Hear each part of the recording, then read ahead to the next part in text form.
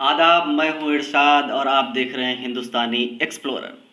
आज हम आपको एक बहुत ही इम्पोर्टेंट यानी अहम खबर के साथ एक हम खबर लाए हुए हैं जो कि जगन्नाथ पुरी से रिलेटेड है। हर साल बहुत ही भव्य तरीके से पुरी में एक फेस्टिवल मनाया जाता है, पुरी रथ यात्रा फेस्टिवल, जो कि बहुत ही भव्य तरीके से पूरे इंडिया में मनाया जाता है। और पूरे इंडिया के लोग पुरी नाम की एक जगह जो कि उड़ीसा में, वहाँ पर एकत्रित होते हैं और रथ का एक रथ होता है, उसको जितने बहुत सारे जो लोग होते हैं उस रथ को खींचते हैं। तो ये है अहम खबर पूरी रथ यात्रा से रिलेटेड। इस बार अभी गवर्नमेंट ने कोविड की वजह से जो पूरी रथ यात्रा को पोस्टपोन किया है और उसकी नई डेट्स उन्होंने अनाउंस करी हैं। जो नई डेट्स अनाउंस हुई हैं पूरी रथ यात्रा से रिलेटेड वो है 12 जुलाई, यानी जो 12 जुलाई को पूरी रथ यात्रा होगी उड़ीसा में। इसके साथ साथ किन किन लोगों को पूरी रथ यात्रा में परमिशन मिलेगी और इस साल कौन कौन लोग जा सकते हैं इस रथ यात्रा में।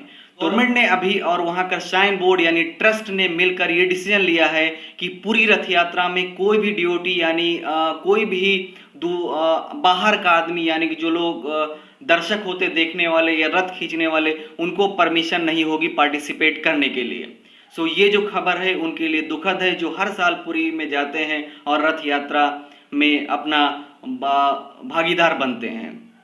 दूसरी चीज, परमिशन सिर्फ उन लोगों के लिए है जो कि इस रथ यात्रा में, जैसे वहां का ऑफिशियल स्टाफ हो गया, गवर्नमेंट के लोग हो गए और जो वहां पर पुजारी हैं, उन लोगों को सिर्फ परमिशन होगी इस यात्रा को आगे बढ़ाने के लिए।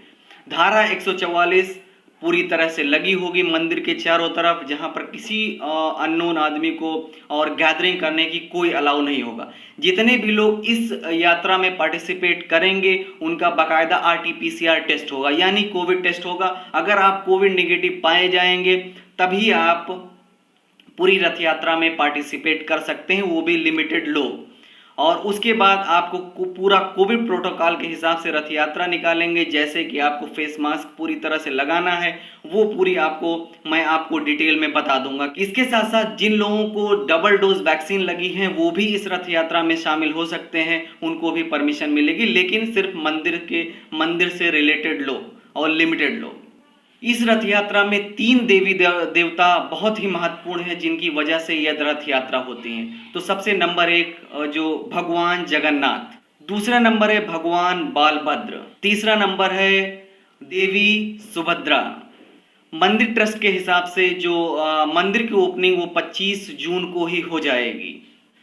मंदिर ट्रस्ट के हिसाब से ये पूरा जो संपन्न हो जाएगा कार्य, उसके बाद 25 जुलाई के बाद नॉर्मल लोगों के लिए मंदिर खोला जाएगा। उसके साथ साथ वहाँ के शेड्यूल जो मिला है वो है पहले दिन क्या कार्यक्रम होगा, दूसरे दिन, तीसरे दिन, ऐसे कैसे आप इस रथ यात्रा को आप पूरी डिटेल की तरह कैसे जान सकते हैं। जैसे आप नेक्स्ट ईयर अगर प्लान कर रहे हैं तो आप इस रथ यात्रा में जाएं और आपको पता होनी चाहिए पूरी डिटेल की ये रथ यात्रा कैसे होती है। तो इसके लिए हम आपको छोटा सा अभी हम आपको उसके बारे में बता देते हैं। इस तरह से हैं कि 24 जून को सुबह का 1 बजे देवताओं की पैदल यात्रा शुरू होगी और सुबह के 4 बजे समाप्त हो जाएगी।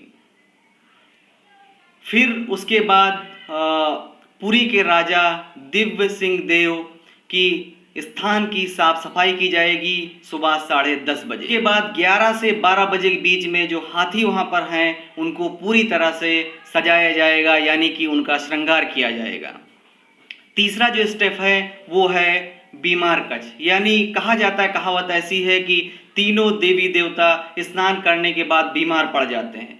उसके बाद जो नया स्टेप होगा, नेक्स्ट स्टेप, वो है देवताओं को बीमार कच्छ में ले जाना। स्नान पंडाल में देवताओं की वापसी शोभा यात्रा के बाद 4 बजे से 8 बजे के बीच में होगी।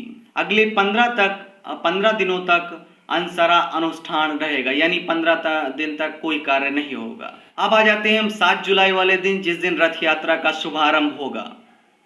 रथ यात्रा का जुलूस जो सजाया जाएगा उसकी तैयारियां सुबह 8:30 बजे से शुरू हो जाएंगी और शाम में 4 बजे रथ यात्रा का खींचना शुरू होगा।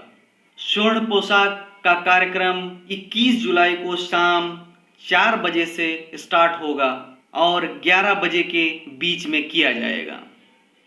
23 जुलाई को वापसी का कार्यक्रम शेड्यूल किया जाएगा, जिसके तहत भगवान जो हैं, तीनों भगवान अपने मंदिर में दोबारा स्थानांतरित होंगे, यानी कि दोबारा अपने घर की तरफ वापस आएंगे। ये कार्यक्रम शाम 4 बजे से शुरू होगा और रात में 10 बजे तक समाप्ति होगी।